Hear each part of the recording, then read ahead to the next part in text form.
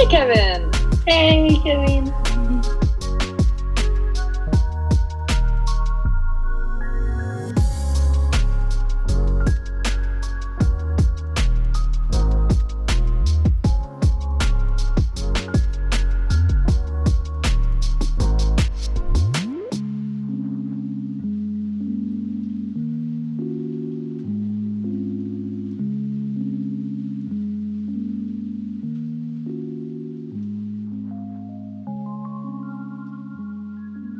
Hi, so it's the second day of Olympicsathon right now, so it's the 22nd, it's Friday, it's just a little bit afternoon, and I have finished my first book, which is Confessions of a Mass by Yuki Mishima.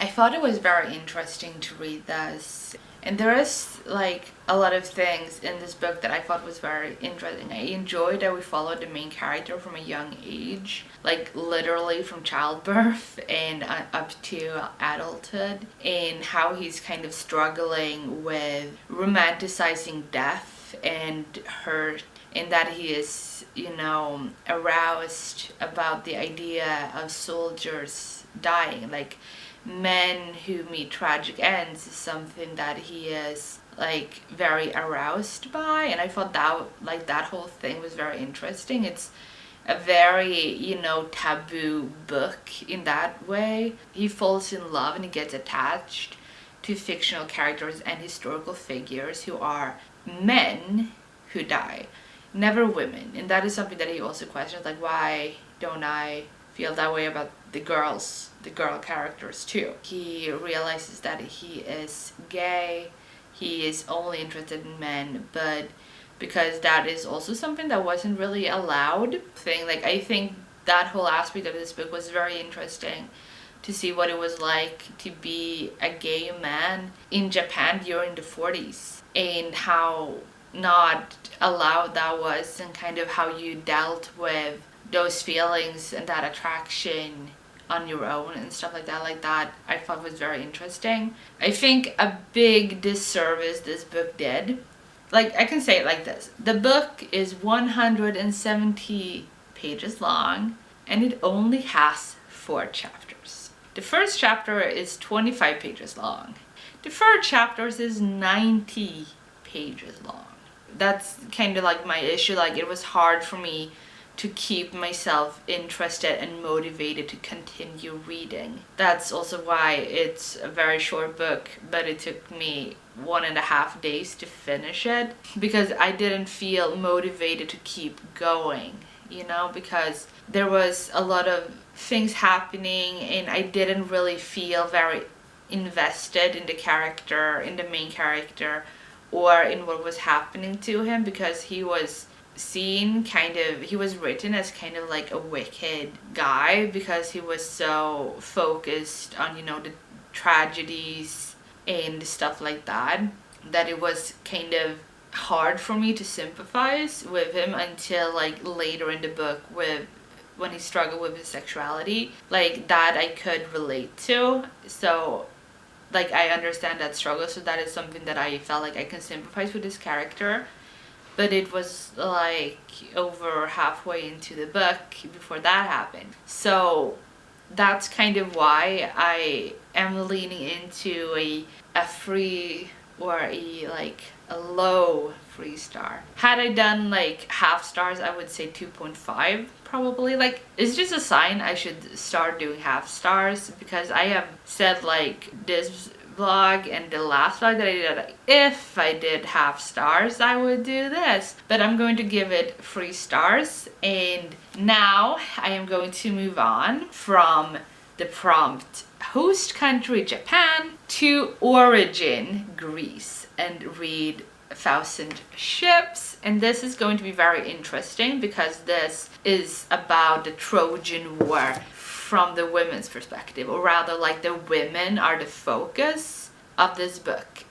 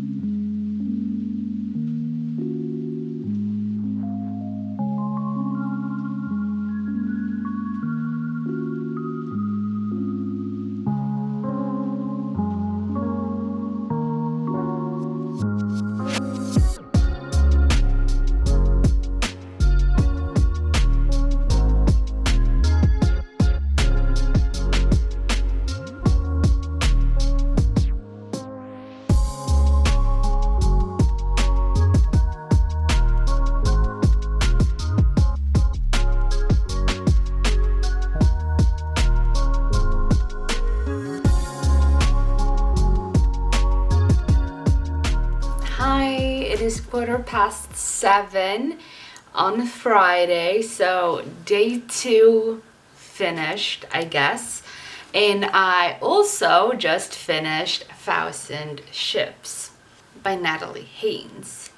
I am giving this book 3 stars for a few reasons. So first off, let's start with what I loved about the book. I really enjoy the fact that she took historical figures and figures that are connected to, mythology, people that I knew about. Like, I have been very interested in ancient Greece, and fun fact, I've only studied ancient Greece in school. Like, the only part of history that we had was ancient Greece. Why? Because I was in one upper secondary school. That school closed. It's the first public school, like, that was, state school. And when I say state, I mean like country. And then we have like free schools that are private schools, but they are free. No school costs here. But my first upper secondary school was closed, so we were taken from that school and put into another school. And so we had like the first year we had history, and our teacher really wanted to go into depth in historical periods, and so we started the first year we were supposed to do ancient times, and then the second year we were supposed to get closer to our time, like medieval time, the Viking Age, and then the third and last year of history we were supposed to get like the 1700s, 1800s, 1900s, but we didn't have that. Like, the way that she wanted to do was completely ruined because we only had 1 year with that teacher. So we only had like a deep dive into ancient Greece and the Roman Empire and like that period of time before we completely moved to another school, and they just assumed that we were up to date with how they did stuff and like how their history teacher did stuff. And it was like, okay, I guess. So the only real history lessons that I've had ever is, apart from like primary school, which I don't have a lot of takeaways from that, because what did we talk about? The world wars. How was that for me? Not so fun being the only German in class. But anyways, so me and ancient Greece has like a long history. Me and a friend in my upper secondary school, we actually made an animated movie for Agamemnon, and his story was in this book, like from his wife's perspective, because the entire book is how did the women experience this time in Greece. How did like the Trojan women feel about Achilles and like everything that happened with Hector? What did Odysseus' wife feel about him? And Briseis, Chryseis, the different women from the different like aspects of all of that. Like, I thought it was brilliantly done. It was very interesting to just get into their heads, because we all know this by now that history is very man focused. And as someone who studied the Iliad particularly, it was very interesting to see Briseis' perspective, because with the battle, and there's Achilles, after the battles he and his fellow men got to take prizes from the enemy. The people that they just defeated, they are allowed to take prizes from them, and these prizes are usually women. Briseis was chosen to be Achilles' prize because she was the most beautiful woman in the room. But I just thought it was very interesting that we got to see Briseis' side of the story, and that we got to see Agamemnon's wife's side of the story, and Odysseus' wife. So we have like Penelope, who is waiting for Odysseus, just waiting for him to return. And I really like, there are a lot of things I like about this. I think what I enjoyed the most about this book is the fact that it showed perspectives to a story and to myths that are kind of well known. If you're into ancient Greece and Greek mythology, or you're familiar with a lot of these characters. So it was very fun to see another perspective to the story and to see what did the women think, what were their perspective, what did they have to go through because of the men and stuff like that. So then the question is, why did I give this 3 stars and not 5? Like, it sounds like I really enjoyed this book, so why did it only get 3 stars? And the thing is that for me, like, this is highly subjective. It felt a little bit messy. It felt like a little too much was going on and a little too many characters. Like, when I say too much going on, I don't mean that it's like something happened, something happened, something happened, something happened. I mean that we have this character, something happens, and then you switch another character and you're directly into what is happening with that character, and you get kind of like swept into those stories. And I know that that works for a lot of people. Like, a lot of people, when they read, they want to kind of get into the story very quickly, but for me, I want a little bit more of a build-up, so that when we switch character, we get a little bit of a build-up to that character and like a reminder what has happened, what is going to happen, like, so that it's not that you have to keep reminding yourself which character, because there are a lot of women, there are a lot of characters that we're following in this book. And so because of that, it was kind of difficult for me to keep track of that. Also, because I also think, like, I read this as an audiobook. I do not own a copy of this book. I think like that could also have impacted that whole thing, that I might have enjoyed it more if I read it, or if I had a physical copy in front of me while listening to it, or, you know, just reading it physically, perhaps. Because I know that what was my main issue with this is that all the perspectives was first person perspective. It was always I did this, I said this. And because of that, it was kind of hard to keep track of who was talking. So I think a disservice that this book did was, like, the audiobook did, not the written physical copy of the book. Because the physical copy of the book actually has, after the title, they say what character there is the perspective from. But the audiobook should have had multiple narrators, in my opinion, so that you could hear, okay, so it's this character talking, oh, it's this character talking. But because it's one voice and multiple women in first person, they all kind of get pushed together. I think also something that this audiobook would have been better if the chapter headings would have been the title, like the name of the person, so that it doesn't just say chapter 1, it says Penelope. I think that would have helped a lot, because then I would also, oh, it's her, we're following her now. But that was something that I really struggled with. So I am really interested in this book. Like, I would love to own a copy of this book at some point. I would really love that. I would love to tab it and compare it to the Iliad and the Odyssey. Like, I would love to do that someday. But I give it 3 stars because I have to stay true to my reading experience. And the fact that I can sit here and talk to you about the book, but I can't talk to you about the individual characters because I don't know who is who. I know who, like, I know who Penelope is, I know who Briseis is, like, I know who the different characters are. But a lot of the story, because it's from first person perspective and because of it's being one narrator, I don't know if something that I remember being Penelope was actually Briseis. I don't know that. And so because of that, I can't go away from this book knowing the characters and what happened to them, what kind of growth they did and what kind of journeys they took and stuff like that. I can't do that because they were all one character. Listening to the audiobook, it was just one character who went through different things, one voice. Everything was first person, everything was I said. So it was very difficult to tell them apart. And so because of that, I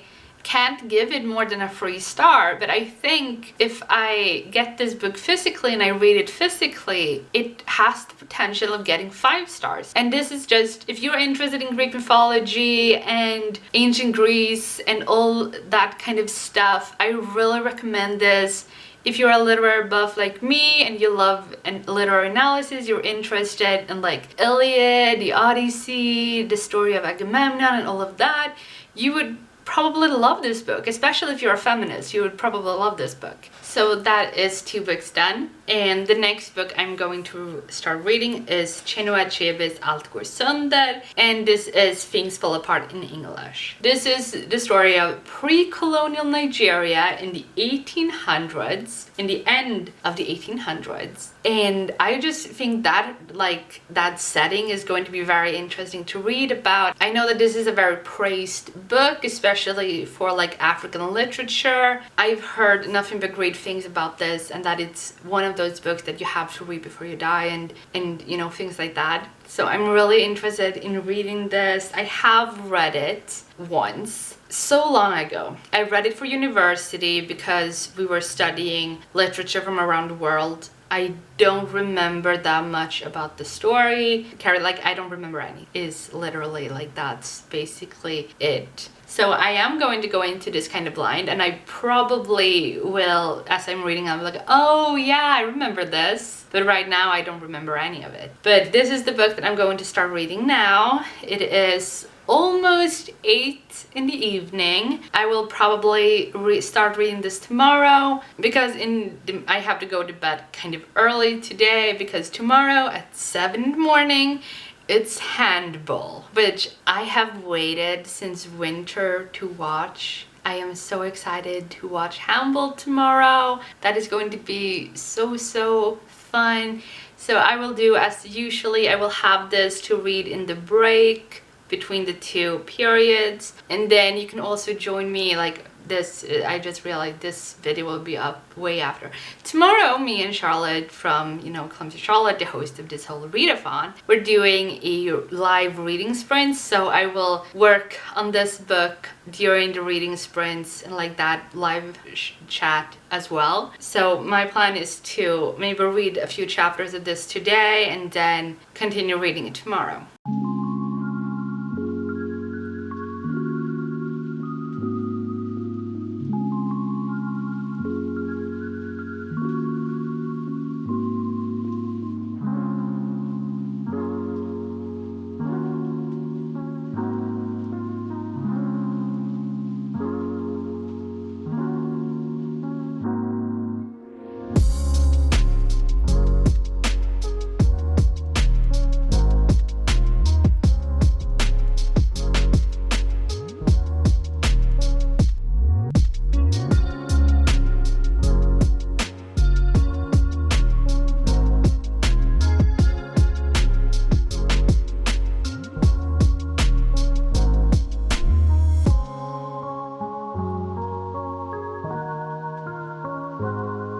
Hello, I see that someone joined. Hello.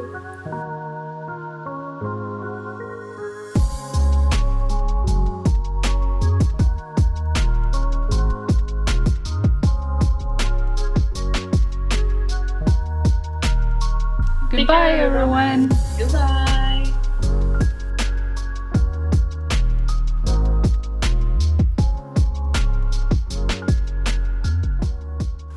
Hi, it's just before 7 in the evening and I just finished Things Fall Apart by Chinua Achebe. I am going to give this book 3 stars for a variety of reasons. The main reason is, or not a main reason, but one thing that was a struggle for me with this book is the way that it's written. And that has nothing to do with the book. I'm reading the book translated to Swedish. And so there are a lot of words that feel very awkward when it comes to Swedish today, because we haven't used those words for a long time. So it's very like, what do you mean in certain times in the book? And there is like this line in the book that I'm going to read to you. Och att föda modern, det var att föda fadern med. And the thing is, föda is 2 different things in Swedish. Föda as in, it has to do with food, like feed. It's a very old Swedish word, like you never hear it today, that you can feed someone föda någon. You don't use that word in that context anymore. Now, if you use föda when it comes to food, it's like that to describe that something is food, you could use the word föda. But, so this sentence in Old Swedish is to feed the mother is also to feed the father. But with modern Sweden, it says to give birth to the mother is also to give birth to the father. And that is, as I said, in modern Swedish. And like, when you use the word föda, you mean give birth. So I was very confused. I was like, what? Give birth to your mother means that you give birth to your father. What? But then as I like had to go through it, I was like, oh, they mean feed. So like, just a short Swedish lesson. If you want to say feed someone, that you feed someone food, it's mata. The word that we use today in Sweden is mata, not föda. Don't use that word when you talk about feeding, because people will think that you're talking about giving birth. Two completely different things. So there were a lot of those things in this that, because there were like old Swedish words that we don't use in that context anymore, that it was very like, what do you mean? Like, I was very confused by a lot of stuff like that, particularly. And this, as I said, like, it's translated from English to Swedish. I think I would enjoy this a lot more had I read it in English, because as I said, like, the word choices in this book were very confusing. Also, like, if this book had been translated like not that long ago, I think I would have enjoyed it more, because the language in Swedish would have been less awkward, because of like the time, like languages change in very short amount of time, and there are a lot of words in this that I don't use.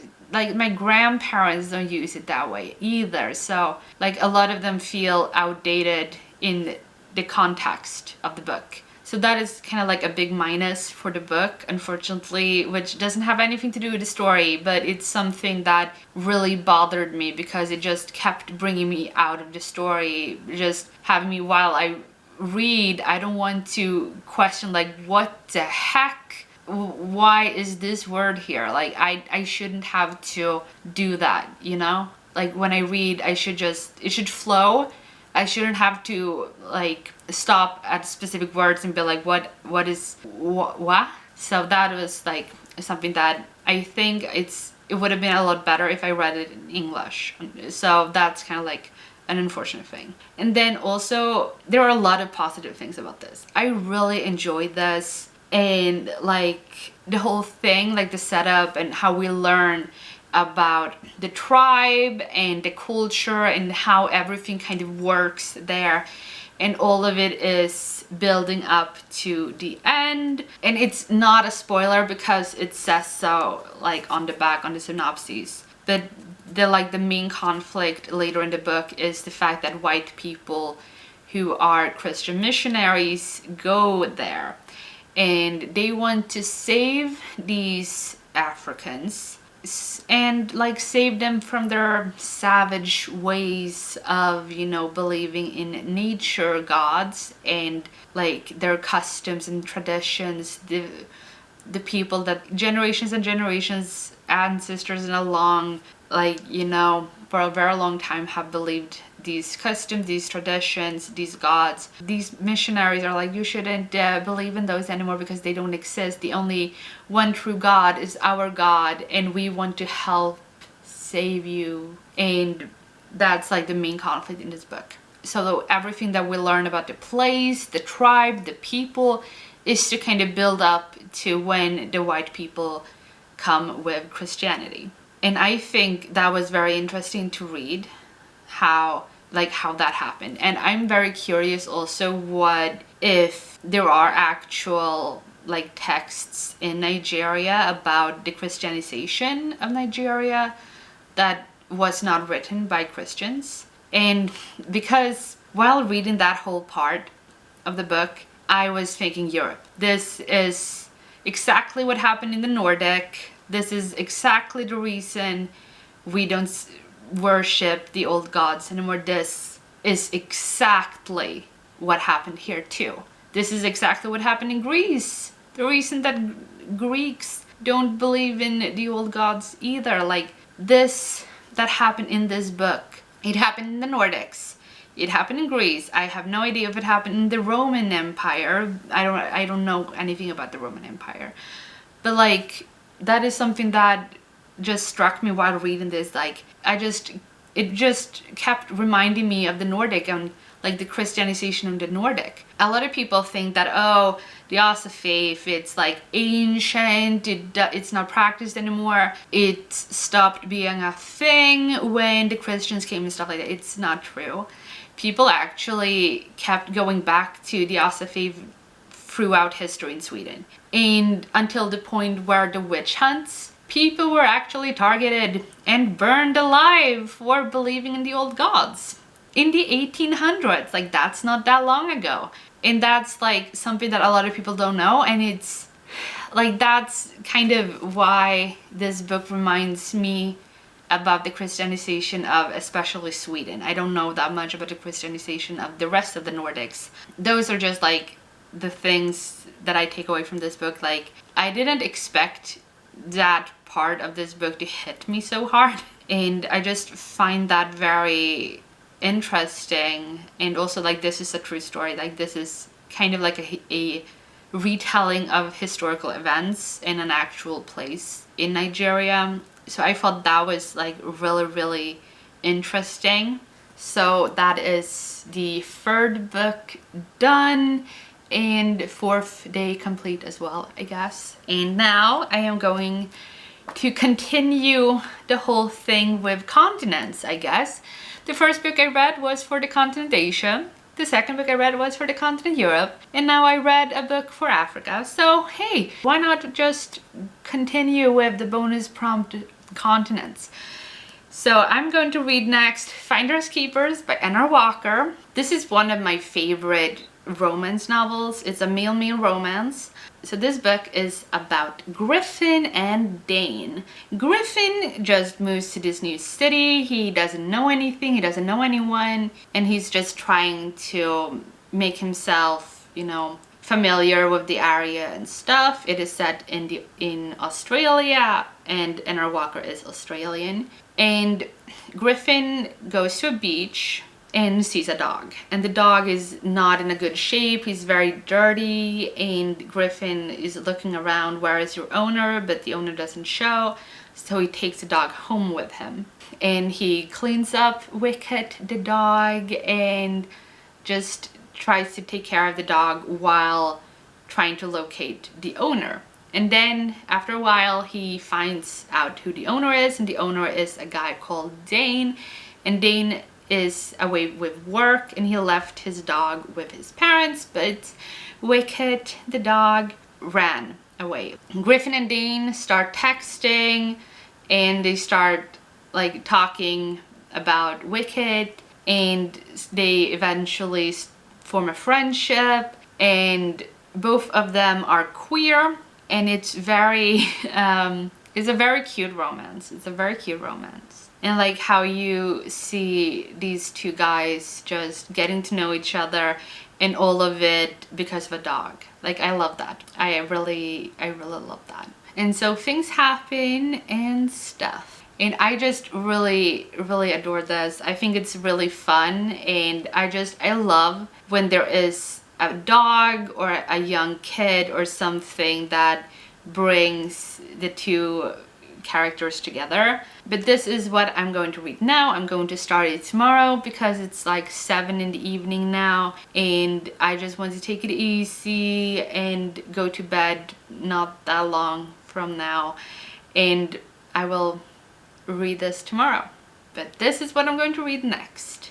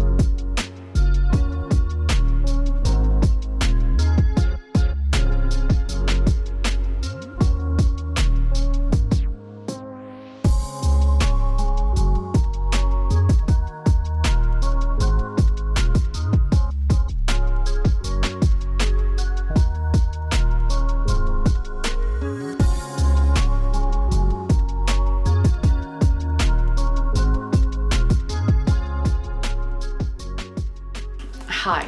I just finished watching the movie. It was really cute.